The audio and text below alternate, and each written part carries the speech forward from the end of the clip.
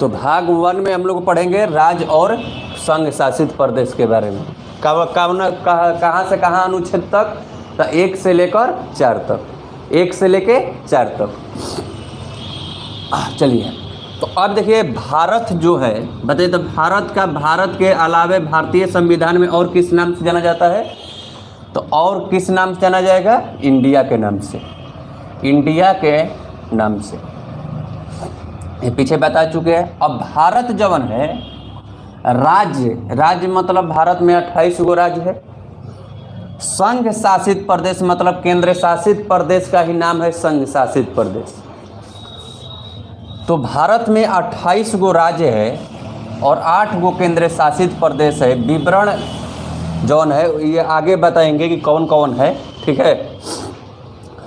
तो ध्यान समझिए आगे। इस भाग में भारत को राज्यों का संघ बताया गया है, राज्यों का संघ, यानी टोटल राज्य मिलाकर एक संघ का निर्माण करेंगे। तो एग्जाम में सीधे पूछता है कि राज्यों का संघ किस भाग को या किस अनुच्छेद को कहा जाता है? तो अनुच्छेद नंबर 1, अनुच्छेद नंबर 1 में राज्यों को संघ कहा गया है, राज्यों का संघ। ध्यान से समझिएगा, राज्यों का संघ कहने का मतलब कि टोटल राज्य आपस में मिलकर रहते हैं। और पूरे विश्व में 2 तरह के लगभग राज्य होते हैं या देश का निर्माण होता है। संघ कह देने से हिंदी में संघ होता है और अंग्रेजी में इसका 2 गो मतलब होता है। एक गो मतलब होता है फेडरल और एक गो मतलब होता है यूनियन। तो जब इस तरीक़ा से एग्जाम में सवाल देते कवर ऐसे भी पूछा गया है फेडरल और यूनियन। संघ का दोनों मतलब होता है, लेकिन इस फेडरल और इस यूनियन में अंतर है। फेडरल मतलब कि कोई भी राज्य अपने देश से निकल सकता है। यूनियन का मतलब है कि कोई भी देश अपने घर से नहीं निकल सकता है। जैसे मान लीजिए कि आपका फेडरल है भारत, अगर भारत जौन है यूनियन है, अमेरिका जौन है फेडरल है। अमेरिका में जितने भी राज्य है देश से अलग हो सकते हैं कुछ समझौता करके, लेकिन भारत के कोई भी राज्य कतनो समझौता करे वह भारत से अलग नहीं हो सकता है। ऐसा नहीं है कि वह जाके नेपाल में बस सकता है, ठीक है। तो फेडरल थोड़ा सा उजिहर घर टटिहर में रहनु लेखा होता है, शहरी मॉडल के औरत जैसन होता है, तन देना तलाक कर लेगा, हट जाओ भाई। लेकिन जौन यूनियन है या खाटी देहाती औरत जैसन है, 7 को जब फेरा ले लिया तो जिंदगी भर 7 जन्म तक निभाएगा, ठीक है। तो फेडरल मारिएगा, जब संघ नहीं दिया रहेगा तब कौन आंसर होगा? फेडरल होगा कि यूनियन होगा? तो यूनियन आपका आंसर सही है। अगर ये तीनों दिया है तब कौन होगा? तो न संघ होगा न फेडरल होगा, बल्कि क्या होगा? आपका सही आंसर यूनियन होगा। तो बताइए भाग 1 में किसको? राज्य तथा संघ यानी केंद्र शासित प्रदेश।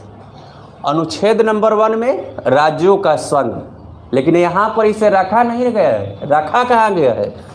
अनुसूची नंबर 1 में। चलिए अब अगर 2 नंबर, अनुच्छेद नंबर 2, नए राज्यों का प्रवेश। नए राज्यों का प्रवेश, नए राज्यों का प्रवेश वैसे जो भारत में नहीं है, वैसे जो भारत में नहीं है। इसका फिर से विस्तार से हम लोग आगे पढ़ेंगे। अभी हम लोग का मेन फोकस है जो अनुच्छेद पर है। पढ़ने का तरीका होना चाहिए कि हमको कैसे पढ़ेंगे कि सब लपेटाए नहीं और आराम से निकल भी जाए। तो अभी हम लोग अनुच्छेद पढ़ लेंगे, उसके बाद विधिवत से चर्चा कौन राज्य कब बना, कैसे टूटा, कैसे क्या हुआ, सब एकदम विधिवत से चलेगा। लेकिन अभी मेरा मेन फोकस जो है अनुच्छेद पर है। तो अनुच्छेद नंबर 2 में कह रहा है राज्यों का प्रवेश वैसे राज्य जो भारत में नहीं है।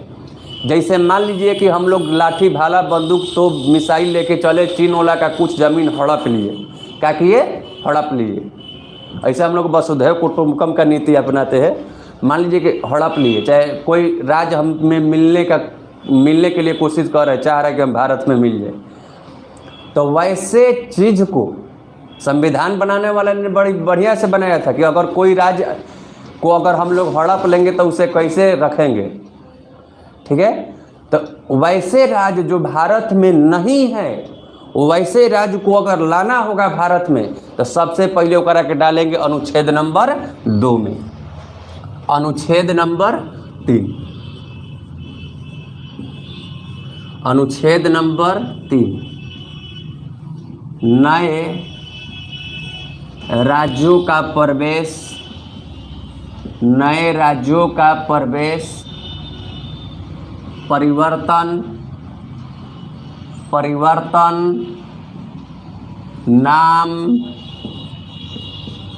चलिए लिख लेते काम है, एकदम समझिएगा रही से। अनुच्छेद नंबर 3 और 2 एक ही जैसा रहता है, लेकिन अंतर समझिएगा।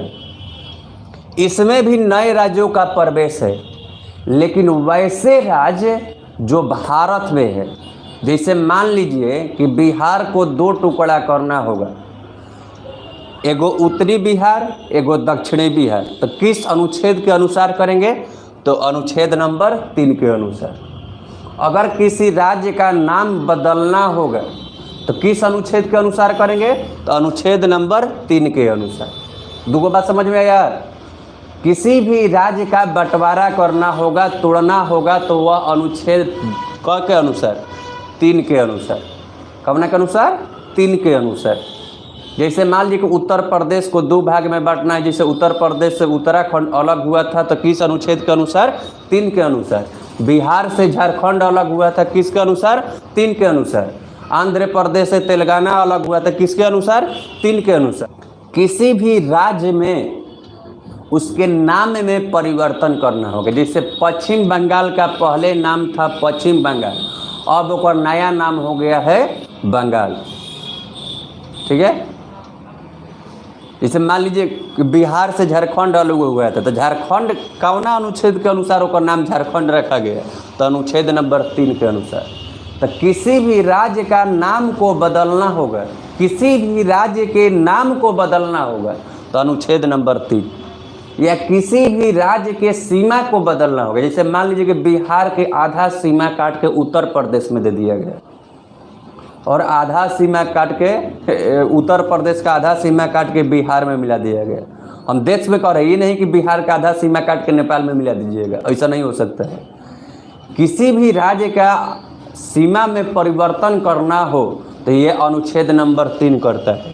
तो अब मोटा मोटी तौर पर हम लोग समझ गए होंगे कि अनुच्छेद नंबर 3 का काम क्या है। तो राज्य का बंटवारा करना, राज्य का नाम रखना और राज्य के सीमा में परिवर्तन करना। तो बताइए, पहिलका अनुच्छेद में राज्यों का संघ, अनुच्छेद नंबर 2 में नए राज्यों का प्रवेश जो भारत में नहीं है, और अनुच्छेद नंबर 3 में नए राज्यों में परिवर्तन, उसके सीमा में परिवर्तन, उसके नाम में परिवर्तन, अनुच्छेद नंबर 3 में। और अनुच्छेद नंबर 3 में उसके सीमा में परिवर्तन, नाम में परिवर्तन, ये सब करने का अधिकार संसद को है, ठीक है। तो यहाँ से भी एग्जाम में महत्वपूर्ण पॉइंट बनता है। बताइए, अब हम लोग पढ़ेंगे भाग 2, नागरिकता। भाग 2 नागरिकता। भाग 2 में हम लोग पढ़ेंगे कि कमेंट छोड़िए और आइए नागरिकता के बारे में। और ये अनुच्छेद नंबर होगा कहाँ से कहाँ तक?